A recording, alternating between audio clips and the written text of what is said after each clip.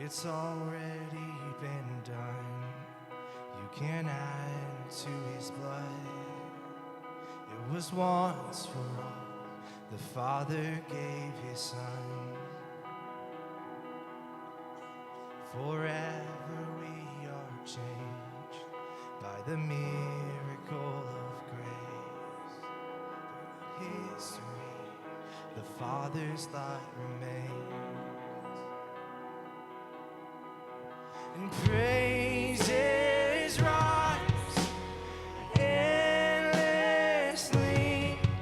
We lay our lives before the King, who was, who is.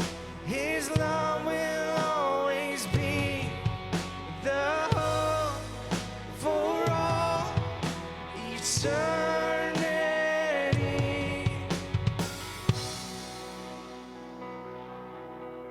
We've only just begun to see all of heaven come. Every fear will bow at the Father's love. And your kingdom is at hand, and the gates of hell won't stand. Now in victory we lift our song again. Praises rise endlessly. We lay our lives before the King, who was, who is. His love will always be the hope for all eternity.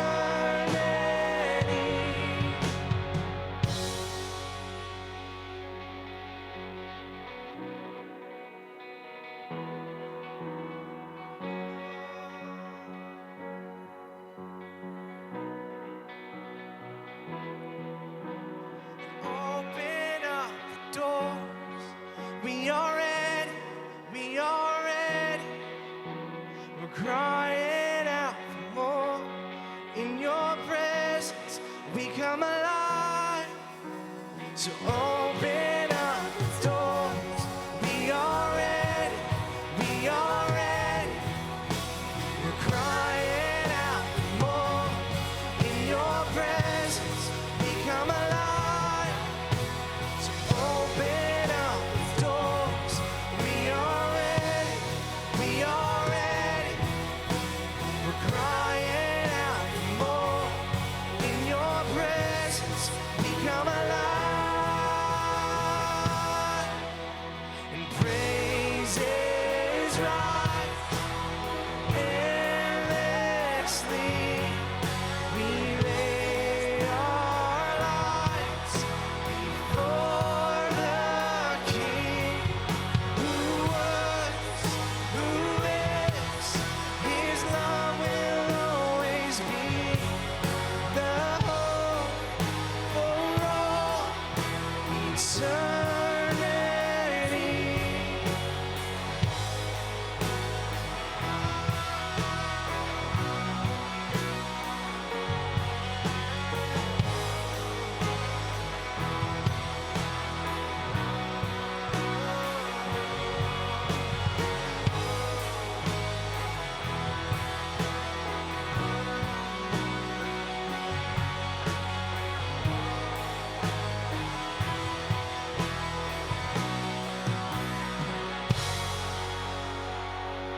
Good morning, good morning. How are you? Anybody wet today? Anybody? You guys can have a seat. Thank you so much for being with us. If this is your first time and we haven't met yet, my name is Paul. I get to be one of the pastors here. Maybe I hung out with you outside. We got really close under an umbrella a little while ago. But that was really awesome. Thank you guys so much for being here. Again, if this is your first time with us, there's a little card that says Connect to Crossroads right in front of you. If you would fill that out for us, turn it into guest services. We would love, love, love to have that. We're not going to follow you to work or show up at your house or any of that kind of stuff. We just want to connect with you. It's part of our vision here at Crossroads for you to connect to God, connect to others, and connect others with God. And that's part of that mission and that vision that we have. We want to make sure that you connect to our Wi-Fi. The directions on how to do that are behind me. Hopefully your phone will remember that each and every time you come here. And also connect to our app. There'll be directions on how to do that behind me as well. It's super easy on your Play Store or even on your Android store or Apple store. Just connect to that. There's sermon notes there. There's announcements. There's lots of things for you to know. It's our number one way of getting information to you. So please download that app. There's lots of other announcements and things that are going on at Crossroads. We put them on a highlight video for you, so check that out right now. Talk to you later.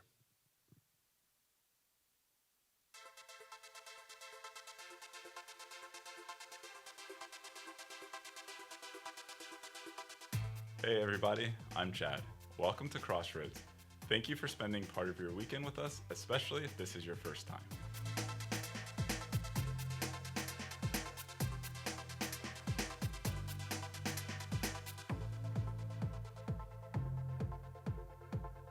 Here's the scoop on some exciting events happening at Crossroads.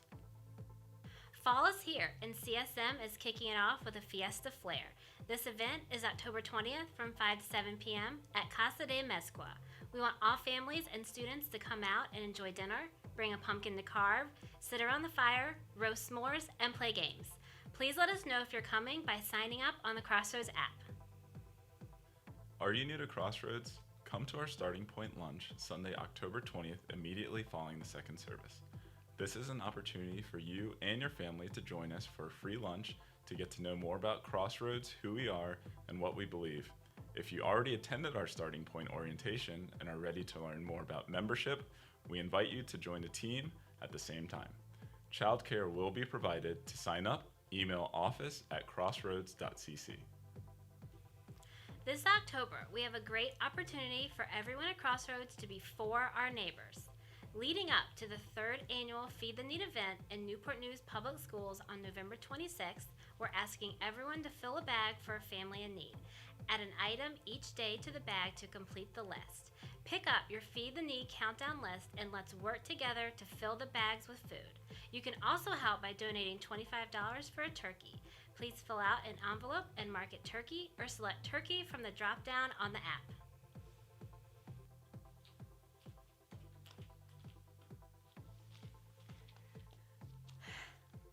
Do you love technology? Do you enjoy video projects or want to learn more about videography?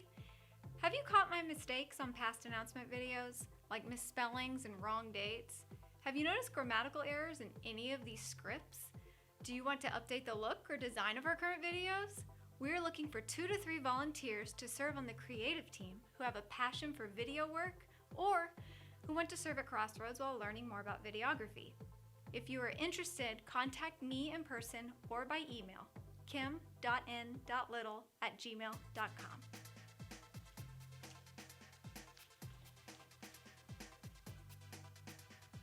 Thank you for joining us. If you have any questions, please visit guest services or check out the website.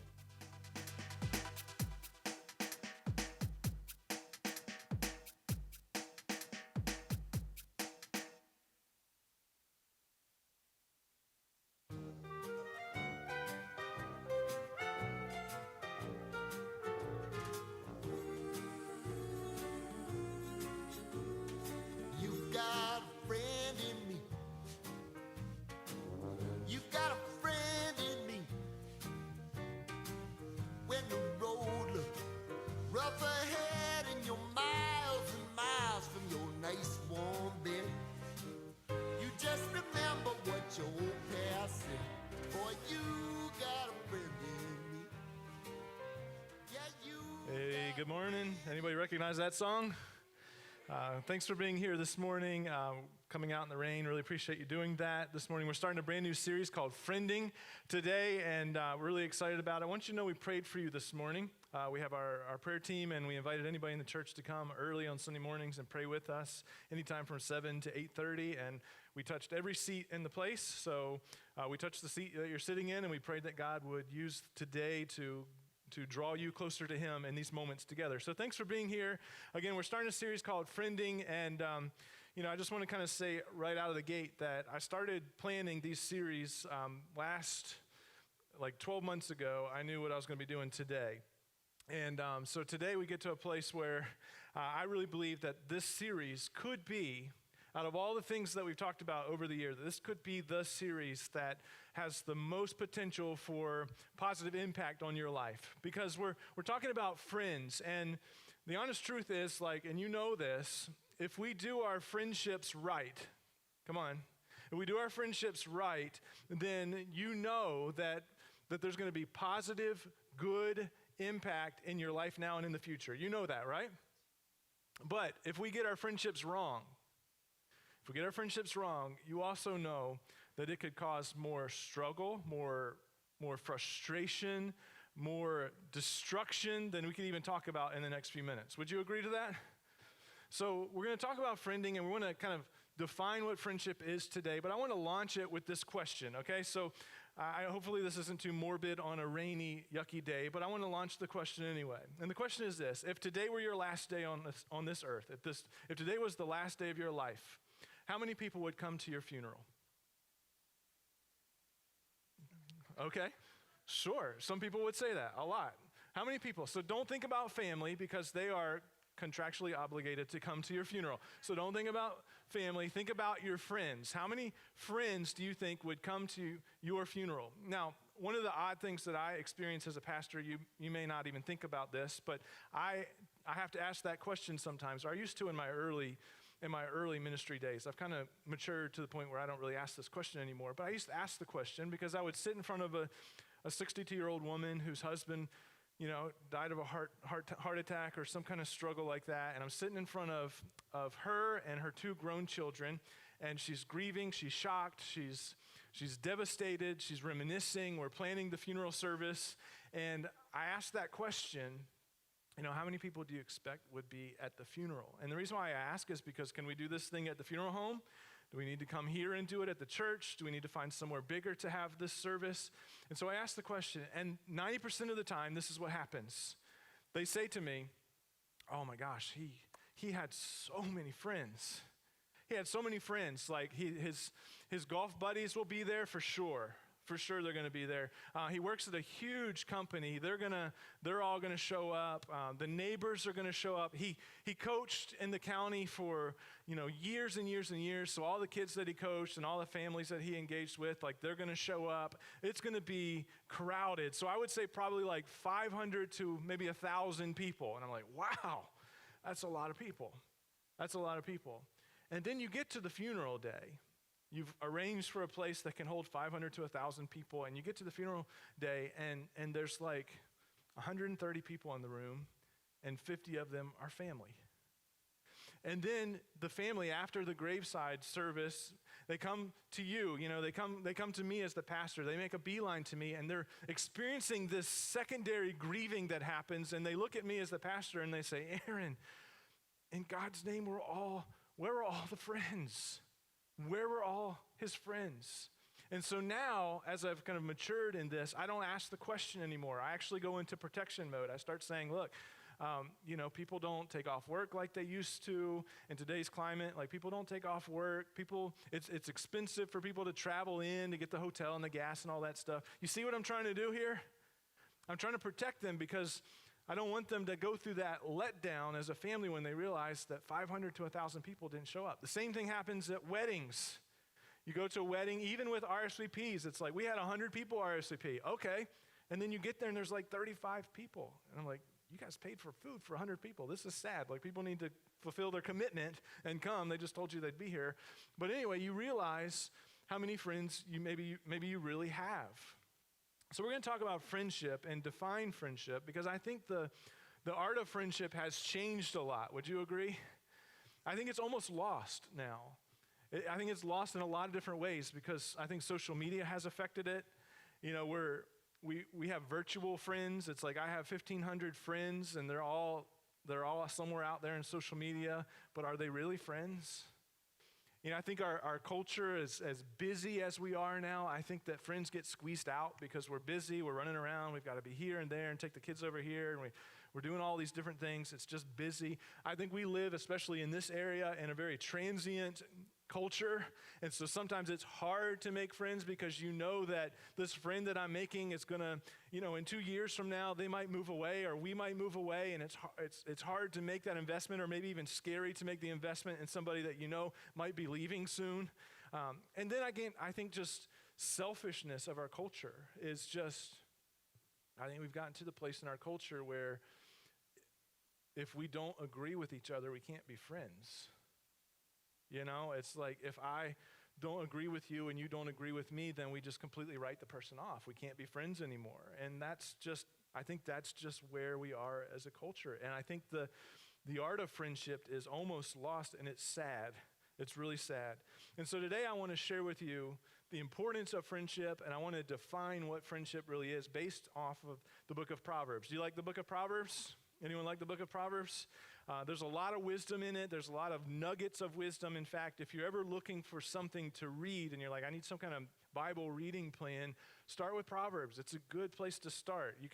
There's 30 chapters. Most months have 30 days, so you can read one chapter a day for 30 days and read the whole book of Proverbs, and it will help you a lot because there's a lot of wisdom there. So I'm going to read to you just like 15 to 20 verses in a row that all have to do with friendship that come out of the book of Proverbs. You ready? You guys ready for it? Okay, all right, hang on. Listen to these.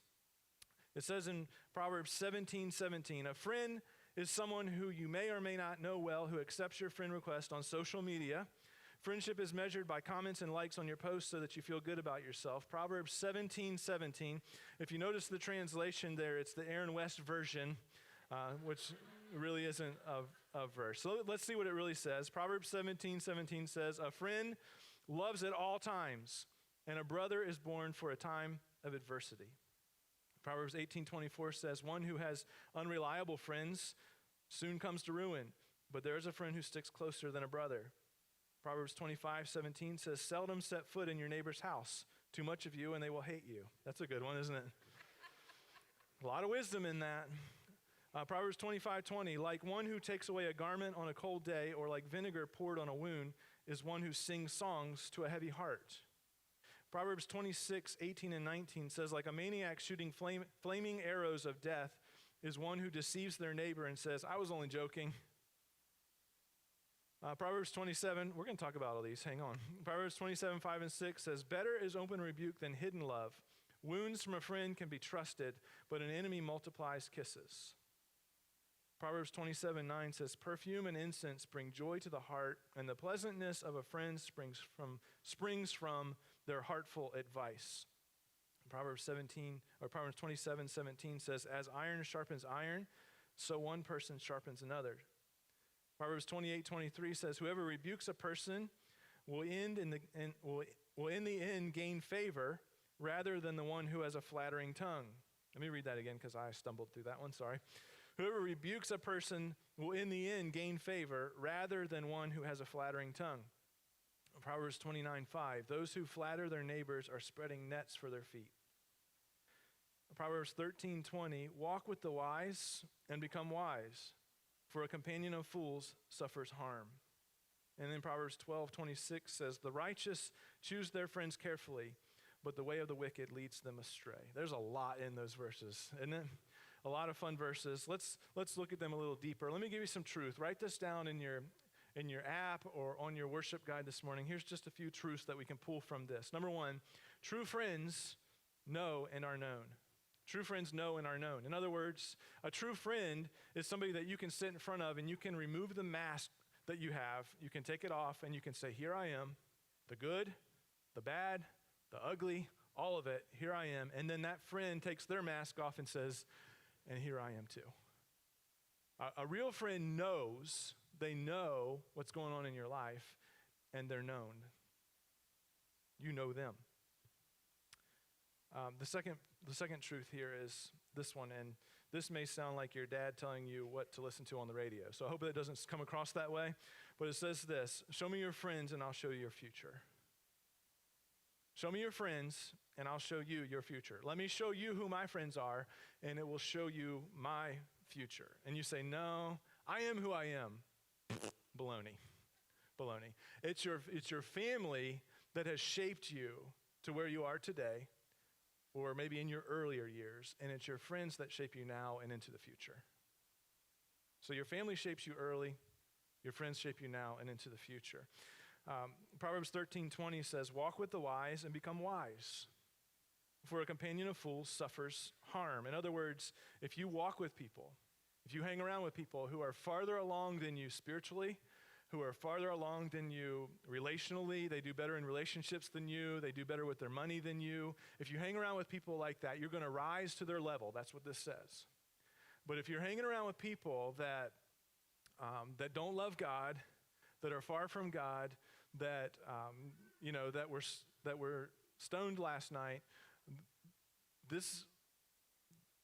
you're gonna lower yourself to their level. That's what it's saying. A wise person walks with wise people, and they become wise. A companion of fools suffers harm. In other words, who you hang out with really matters. So because it matters, and I can look at my life and say it matters, because the best moments of my life, I was pushed by some really great people. The worst moments of my life, I was pushed by some really not good people. You know what I'm saying? And so just for a minute, let's write down I want everyone to do this. And I know some people, anytime I say, let's everybody do this, there's people in the room that say, I'm not doing that. I'm not doing what you need to do, blah, blah, blah. Everybody do this, okay? Take your worship guide, take a piece of paper, take your app, and write down your 5 closest friends, okay? Don't overthink it. Just write their names. Just write their names, all right? Don't write your dog. I know that's really tempting, and they are very loyal for sure. Don't write your imaginary friends. Like, write your top 5 people that you hang out with the most, talk to the most, who you would call at 2 in the morning if things were going down in your life, who you would call. Write those 5 people down. Now, after writing them, there's a principle that some really smart people developed, sociologists, leadership experts, that say that we are the average of our closest 5 friends. In other words, if we have 2 or 3 friends that are pursuing God, we're probably pursuing God. If we have 2 or 3 friends that were out last night partying and stoned, then you probably were out partying and stoned last night too. You know what I'm saying? You are an average of those top 5 friends. So you are who you run with. In other words, I think what Proverbs is telling us is that you're not going to make it in life unless you become good at choosing, like forging and keeping really great friends. That's the important thing. So let's dig in a little bit deeper. Proverbs 18:24 says, one who has unreliable friends soon comes to ruin, but there is a friend who sticks closer than a brother. What is this saying? What is this saying to us? Well, what it's saying to us is that friends can, in a lot of cases, be better than a sibling. Okay? Yeah. Friends can be oftentimes better than a sibling. And this was said, listen to me, this was said in a culture that was far more family-oriented than we are. And here this proverb says, one who has unreliable friends soon comes to ruin, but there is a friend who actually sticks closer than a brother. How can a friend be better than a sibling? Well, it says in Proverbs 17:17, a friend loves at all times, and a brother is born for a time of adversity. So what this is saying is that your family should be, or they're going to be, loyal to you in a time of adversity. They're going to be there for you in your worst days. They may not like you, but they should be there for you. It might not be the person that you're hanging out with. It might not be the person that you're grabbing coffee with, but it's your family. And your family is there for you in adversity. But it says, but there are people who are with you, friends who are with you that are closer than a brother. In other words, the word here is sticks, which means like cleave. It's the Hebrew word for cleave. And in other words, they're committed. They grab on to you. Your family, you were born into your family. You have no choice of that. It is what it is. You were born into your family. But friends choose one another. You see the difference? You choose them, they choose you. It's a big, big difference. Your family is just there because they're your family. And it says a brother will be for you in adversity, but there are friends who can be even better than a sibling who stick closer to you than a brother. And the crazy thing is that every culture squeezes friendships out. Friendships kind of lower on the totem pole because we live in a very individualistic culture. And because of that, we squeeze out. What is it that gets squeezed out in our busy life? It's friendships. What's important in an individualistic culture is we always want to know who's sleeping with who. We don't want to know who's friends with who. I mean, go stand at the grocery store and look at the magazines that are there. Watch TMZ, look at the internet. What's the question that's always being answered is who's sleeping with who? When was the last time you saw a magazine that was like, this person is friends with this person? Because I guess that's just not important in our culture. I mean, we want to know who's sleeping with who. You want to know that, don't you? Nobody will admit it, but you do. You do. I do. Sometimes we want to know who's sleeping with who, but there's no magazines that say this person is friends with this person. You look at songs. How many songs put in this category? All the songs that are about love, romance, and sex, and then put in this category the songs that have to do with friends. And unless you're a Michael W. Smith song, you don't know any fan. You don't know any songs except a friend. What is the song? How's the song? A friend is friend forever. I can't remember. The Lord's the Lord of them. That's the only way.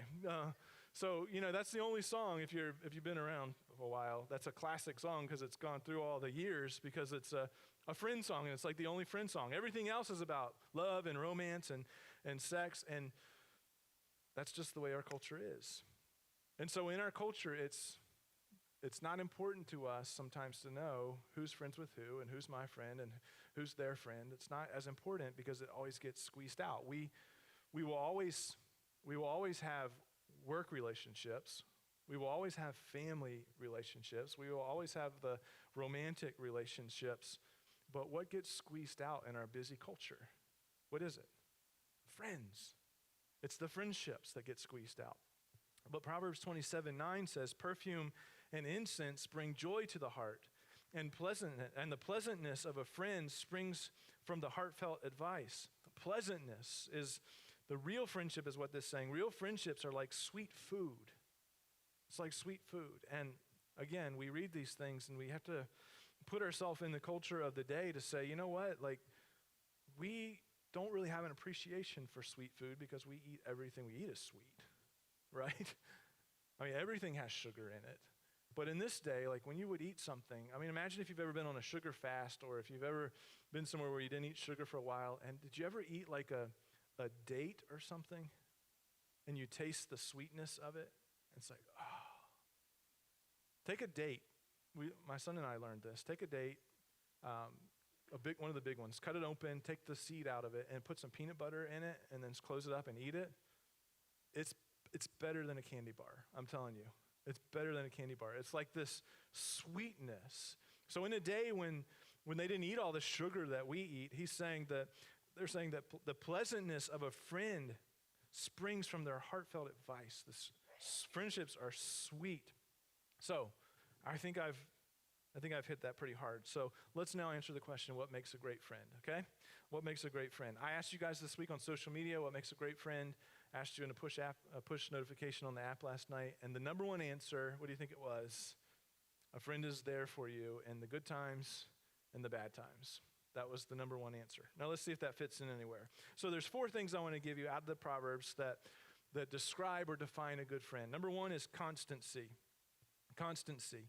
So it says in Proverbs 17:17, a friend loves at all times, and a brother is born for a time of adversity. So if a friend loves at all times, what does that mean? Does it mean that you hang out with your friend all the time? That you're with your friend all the time?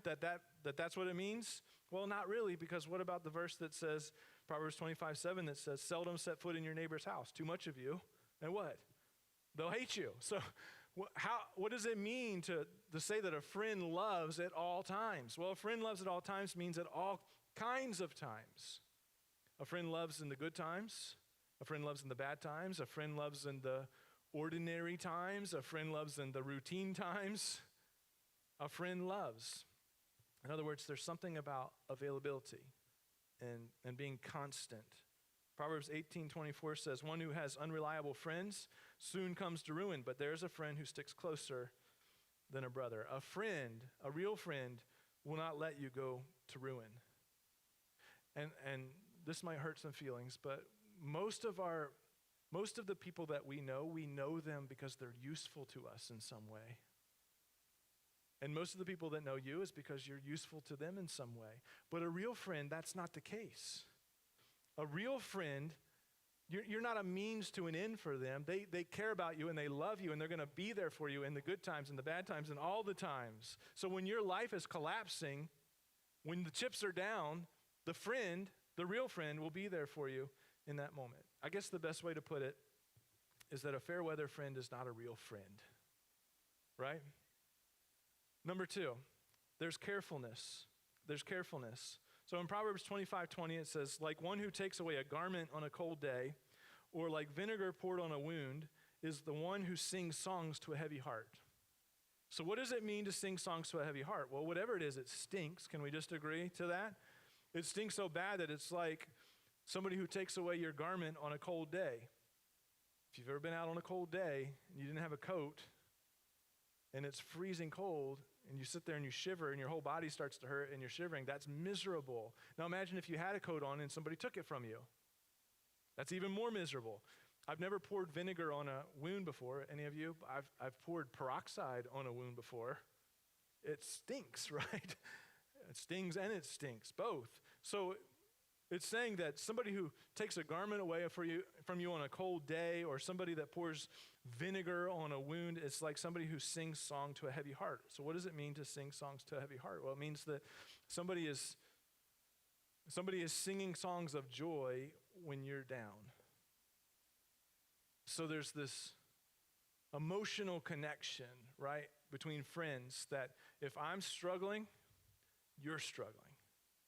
If I'm down, you're down. You're not walking around singing songs like happy as a clam when your friend is struggling. You're there with them and trying to help them and build them up and pick them up. A real friend isn't emotionally disconnected, so emotionally disconnected that you're struggling and they're just doing their own thing, living life. That's not a friend.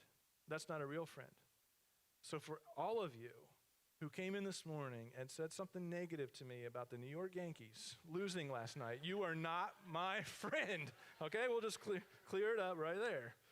You were singing songs of joy and my heart was very heavy, and it's not right. We have no emotional connection, or you wouldn't have said that. I heard a quote that said this week, for parents in the room, you'll understand that. The quote says about parents that a parent is only as happy as their unhappiest child. A parent is only as happy as their unhappiest child. And why is that the case? Because there's this emotional connection. Like, you're not going to be singing songs of joy and living your life when your kids are hurting. And that same connection is there in friendship. You're not going to just be singing songs of joy when somebody you love is hurting. And I think this is why Proverbs says to us that, a person who has unreliable friends comes to ruin. But there's a friend who sticks closer than a brother, who cleaves to you in those moments. Another way that it's written is that a person with many friends comes to ruin. A person with many friends comes to ruin because they don't have anybody in their friend circle that's that emotionally connected, that's that emotionally sensitive, that's that emotionally vulnerable, that's that willing to, that's willing to invest at that level. You can't have 1,000 friends because you can't invest at this level. Does that make sense? So a person that just says, I have 1,000 friends. Yeah, but it's unhealthy for you to have 1,000 friends. It's probably unhealthy for you to have 20 friends. Because a friend is not going to sing songs of joy. A real friend is not going to sing songs of joy when you're struggling. A real friend is constant. real friend is careful. And what I'm about to say next almost seems to contradict this, but it really doesn't. With a real friendship, there's candor. You know what candor is? It's truth-telling. It's truth-telling. Proverbs 27:5-6 says, better is open rebuke than hidden love. Better is open rebuke than hidden love. Wounds from a friend can be trusted, but an enemy multiplies kisses. The verse is full of metaphors that seem paradoxical in some way. There's hidden love. There's friendly wounds. How do you have friendly wounds? How do you have hidden love? How do you have enemy kisses? Well, friendly wounds is this metaphor. Friendly wounds is this metaphor for there's a friend who needs to hear something and it's going to be painful, but I'm going to say it. Friendly wounds. Hidden love is when someone who thinks that, that you're their friend, but yet you will not say to them the difficult things because you love them too much to say the hard thing. That's hidden love. Does that make sense to you? Enemy kisses is what it's parallel to. That it's like enemy kisses. It's like Judas. It's like the kiss of Judas betraying Jesus. When you say you love your friend so much that you're not willing to tell them the difficult thing. We have to tell our friends the difficult things, or we're not really a friend. We're not really a friend. Because if we say, I love you too much to tell you this difficult thing, this hard thing, then what I'm really saying, this hidden love, is really that I love myself too much to tell you this difficult thing because I don't want to deal with this conversation. That's the hidden love. Friendly wounds. It says Proverbs 29 verse 5 says, those who flatter their neighbors are spreading nets for their feet. So if I don't tell you things, if your friend doesn't tell you difficult things to help you get an accurate view of yourself and where you are at the moment, then it's like them setting a trap for you that you're going to fall into. So I guess the challenge would be get some real friends who are going to tell you the truth. So there's carefulness. So a real friend is careful, and then a real friend there's candor. So how does that work together? Well, a real friend is careful. They're emotionally connected to you, but yet they're going to tell you the truth. And you know how that happens? They tell you, and it pains them so much to tell you because they're so connected to you. They have to tell you this, and they say it, and it just hurts them as much as it hurts you because they have that emotional connection with you. I mean, we can find plenty of friends who are careful that won't tell you what you need to hear, and we can find plenty of friends who are just full of candor and will tell you anything, right? And not care. But a real friend is careful, and a real friend, there's candor. And then last, there's counsel.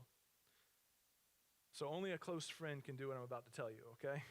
There's two aspects to counsel. There's pleasantness. It says in Proverbs 27:9, perfume and incense bring joy to the heart, and the pleasantness of a friend springs from their heartfelt advice. So this heartfelt advice is described as pleasant. And then in Proverbs 27:17, it says, as iron sharpens iron, so one person sharpens another. That advice is painful. And so there's counsel that's pleasant. There's good advice, and there's pleasant counsel, and then there's painful counsel as well. And we probably know a lot of people that just play the pleasant counsel, and it's weak. It's weak. And we probably know a lot of people that just play the painful counsel, and that can turn into like emotional manipulation at times. So a real friend can bounce back and forth. A real friend there's pleasantness in the advice that they're giving you in counsel, and there's pain in the counsel and advice that they're giving you. A real friend can bounce back and forth in those two places, and that's a good friend. So constant, careful, candor, counsel. You find somebody like that, according to Proverbs, and you found a really good friend, a really good friend. Now, can I push just a step farther? Because I hope that this talk that kind of does to you what it did to me. It did two things for me. One, it just created in me a sense of longing. Did it do that for any of you? It's like, I need friends like that. I'm missing that in my life. I don't have those kinds of friendships in my life. Maybe it created in you some kind of longing. It did for me, because I want to have those kinds of friends. And then there was a second kind of feeling that I had that was more crushing. It was like, when I measure myself, when I measure myself on what Proverbs defines as a good friend, I've not really been a good friend. I've not been a great friend. And maybe the reason why some of you may say, I don't really have any great friends is because you haven't been a great friend. Maybe you're wanting something that you're not willing to give. You have to give it too. And so there's this crushing aspect of, man, when I evaluate myself, I could do so much better as a friend than what I do right now. So here's how we want to make it practical today. Number one, ask yourself this question: what kind of friend are you? What needs to change? Number two, ask yourself, are there some friends that I should drop? Are there some friends I should drop? Number three, maybe it's time for you to join a group. And we have groups here at the church. We'd love for you to be a part of them. That's a good place for you to start making some great friends. And number four, become friends with the greatest friend ever. Become friends with the greatest friend ever. So the night before Jesus died, he was desperately trying to explain to the disciples what he was about to do. Listen to what he said to them in John chapter 15.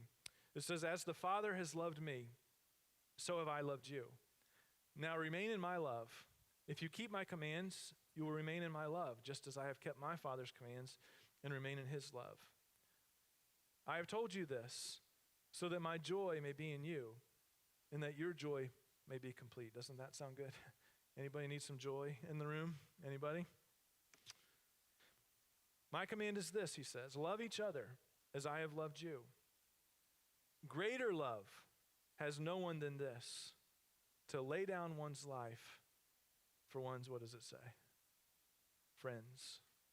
He says, you are my friend if you do what I command. I no longer call you servants, because a servant does not know his master's business.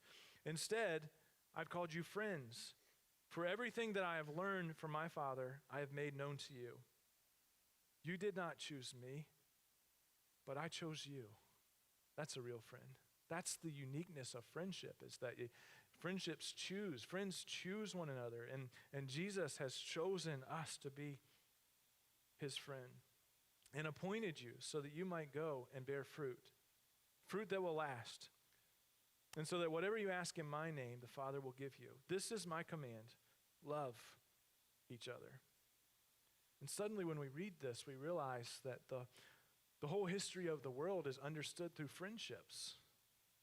That Jesus was the greatest friend ever, a friend who was willing to lay down his life for us, to lay down his life for his friends. I mean, when a friend betrays you, and you've probably had that happen before, when a friend betrays you, when a friend hurts you, our natural response is to walk away from that friend, to reject that friend, to seek revenge on that friend. And yet, when Jesus says, the people that love me keep my commandments, well, has anybody in this room kept all those commandments? There's no way. And yet he didn't reject us. He didn't inflict wounds on us. Jesus took the wounds. Now that's a real friend. That's a real friend. Who, when we walked away, when we sinned, when we said, we don't want to follow you, this is better than you. And when we've done that in our life, Jesus laid down his life for us. He stepped into that situation and said, I chose you. You are my friend. You are my friend. The nails, the cross, the beating, all of that were his friends for you. So when you understand, like, the history of the whole world is understood by friendships, that Jesus was the greatest friend, and he reaches out to us and he calls us friend, and he lays down his life for us, his friends, like, that changes everything. And then it challenges me to be a better friend. That's a great friend. And I pray that you're friends with him. I pray that you have a relationship with him. And as I touched every seat this morning, I prayed that every single one of you, if you weren't a friend of Jesus Christ, that today would be the day that you became a friend of Jesus Christ. So let me just pray for you and give you an opportunity to do that, because maybe there's somebody here that realizes what a great friend Jesus is. Just tell him, say, Jesus, I recognize now that you are the greatest friend ever. Thank you for loving me, and thank you for dying for me. Thank you for not seeking revenge. Thank you for not inflicting wounds on me, but instead taking the wounds. The wounds that were on your back and on your head and in your hands and in your feet was the revenge that I deserve for being a bad friend. Thank you, Jesus. And now I want to live for you, the greatest friend ever. And I give my life to you today. And if that was you this morning, if you prayed that with me this morning, I ask you just take a moment, and there's a green card in front of you. Just fill it out and say, hey, that's a decision I made today. I became friends with the greatest friend ever, Jesus Christ, today. Just write it down on that card. Give it to me. Drop it in the boxes as you go out the back. Take it to guest services. We'd love to walk with you in this new friendship. God, thank you for this time together. We give it to you. We love you. In Jesus' name, amen. This morning we get to celebrate the Lord's Supper together, the sacrifice of the greatest friend. When we eat the bread, we remember that his body was broken for us. When we drink the cup, we remember that he allowed his blood to be poured out for us, the blood that we should have shed, the brokenness that we should have experienced. He took it on. He laid down his life for us as friends. And so as we sing this song, anytime during the next couple songs that you want to come, you just go to that table, that table doesn't matter. If you have a relationship with Jesus Christ, you take the bread, you take the cup, and you go back to your seat, you go sit down in the corner, you gather together as a family, or however you want to do it, and you just remember the sacrifice of Jesus, and then you eat the bread, you drink the cup, remembering that great sacrifice. Let's stand and sing together.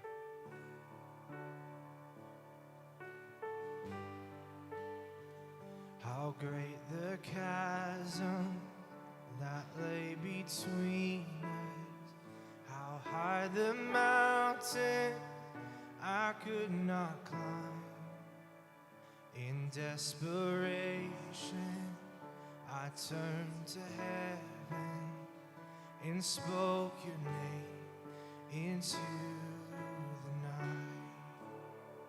Then through the darkness, your loving kindness tore through the shadows of my soul. The work is finished, the end is written. Jesus Christ, my living hope.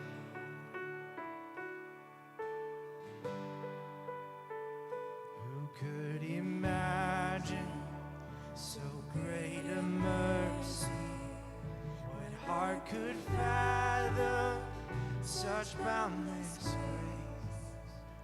The God of ages stepped down from glory to wear my sin and bear my shame. The cross has spoken, I am forgiven. The King of Kings calls me his own. Beautiful Savior, I'm yours forever. Jesus Christ, my living. And hallelujah, praise the one who set me free. Lost its grip on me. You have broken every chain. There's salvation in your name, Jesus Christ, my living hope. Hallelujah, praise the one who set me free. Hallelujah, death has lost its grip on me. There's salvation in your name, Jesus.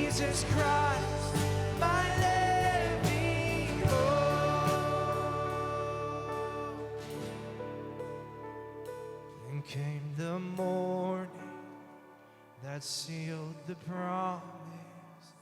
Your buried body began to breathe.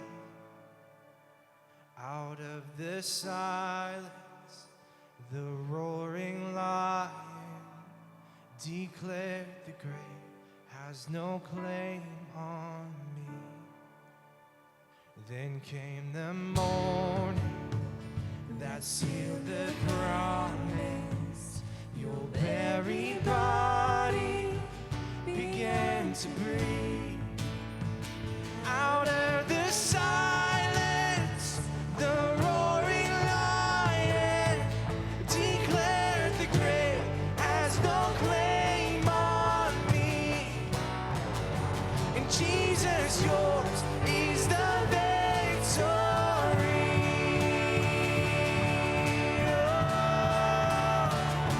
And hallelujah, praise the one who set me free. Hallelujah, death has lost its grip on me.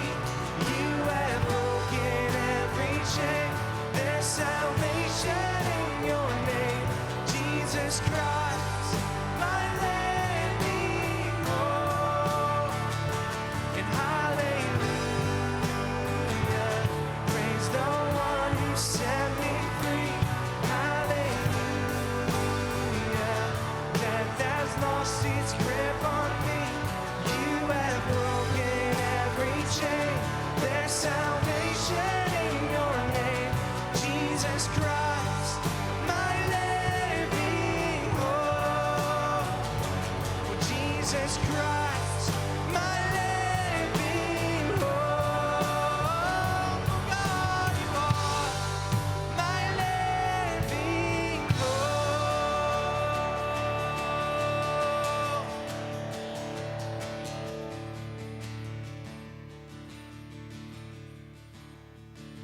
And hallelujah,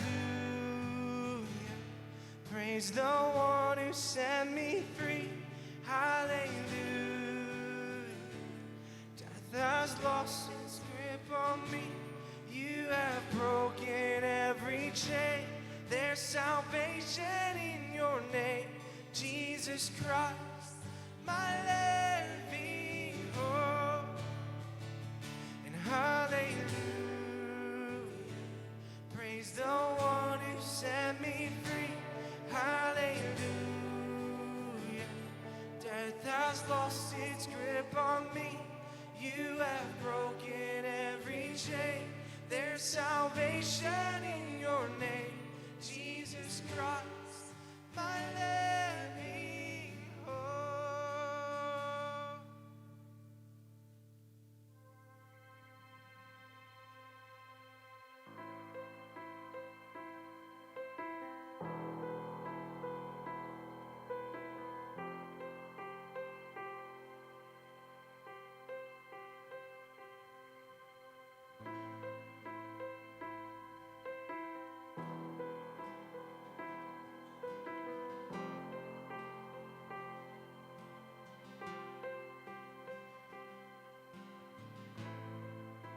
The one who made the blind see is moving here in front of me, moving here in front of me.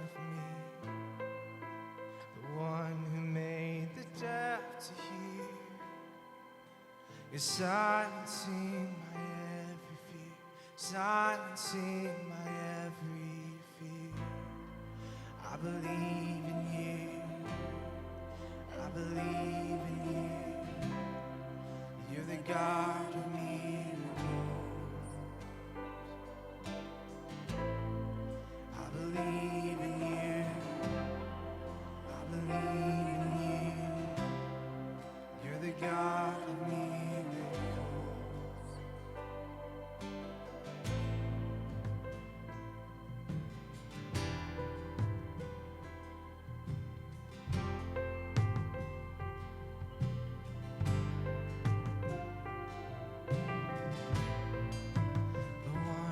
Does impossible is reaching out to make me whole, reaching out to make me whole. The one who put death in its place. His life is flowing through my veins. His life is flowing through my veins. I believe in you. I believe in you. You're the God of miracles. I believe in you. I believe in you. You're the God of miracles. I believe in you. I believe in you. You're the God of miracles. I believe in you. I believe in you. You're the God of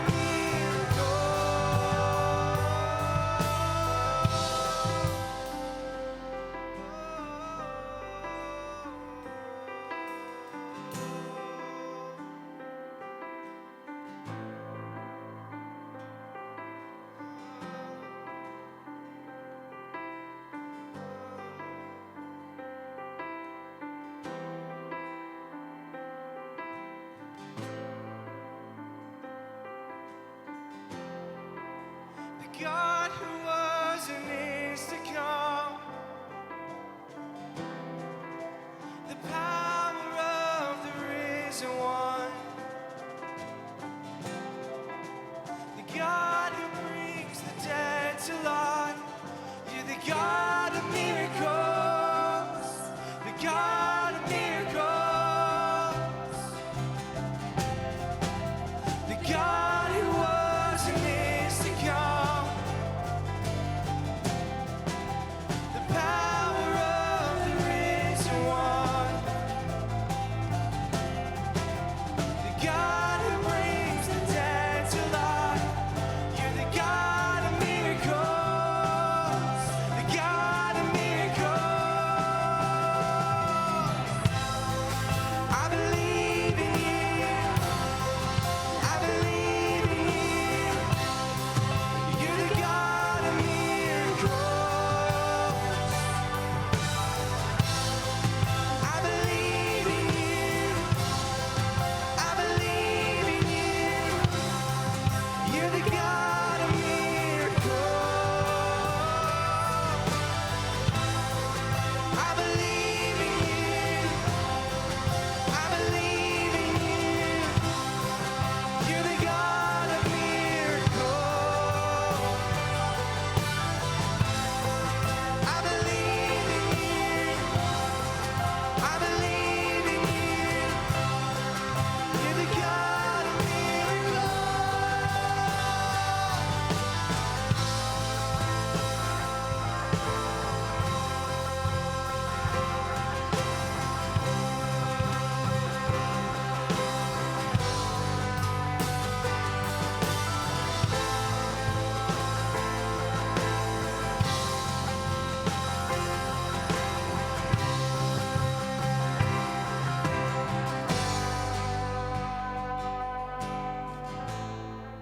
I believe in you. I believe in you. You're the God of miracles. Yes, you are. I believe in you. I believe in you. You're the God of miracles. Oh, I believe in you. I believe in you.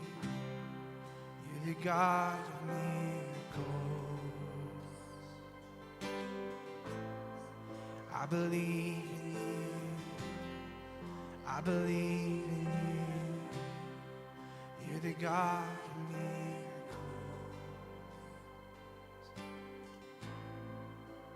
Oh, Father, we just believe in you this morning. Lord, we believe that you're the God of miracles.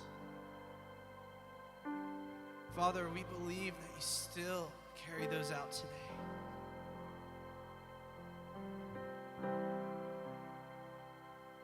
Lord, that those miracles didn't end with your death, Lord.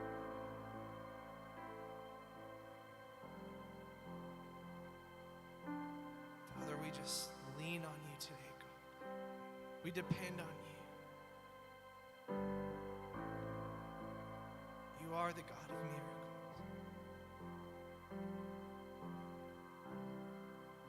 Lord, you take our brokenness and you make it beautiful. Lord, you stand us up. You take what's broken and make it whole.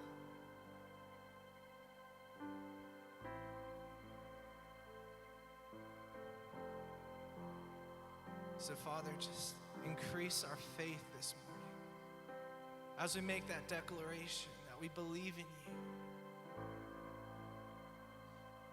Let us just be rooted in you, Father, in your promise. So, Father, we lift you up. We magnify your name. In your name we pray. Amen. Amen. I don't know about you, but I needed that today. Maybe a reconnection of my friendship with Christ and also with other people. I need to do a better job of being a great friend. Won't be long today. Just really quickly, if you're staying today for Starting Point lunch, the Starting Point is just an opportunity for us to get to know you.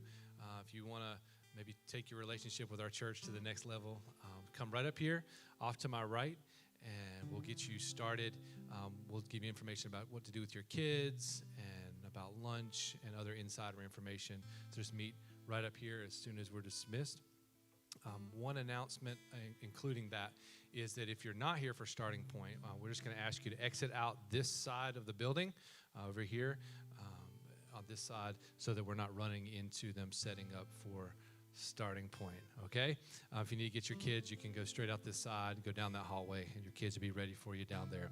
If you are a student or have a student, today the event at Casa de Amezcua is going to be held here from 5 to 7 and not at Amber's house. And just because of the wetness and her yard doesn't want to get torn up and people stuck in the mud and all kinds of other things. So we're going to meet here from 5 to 7. If you can give a gift, please do so in the back. There's directions on the screen of how to give. Helps us stay strong and impact our community and around the world. We love you. We'll see you guys next time. Stay dry.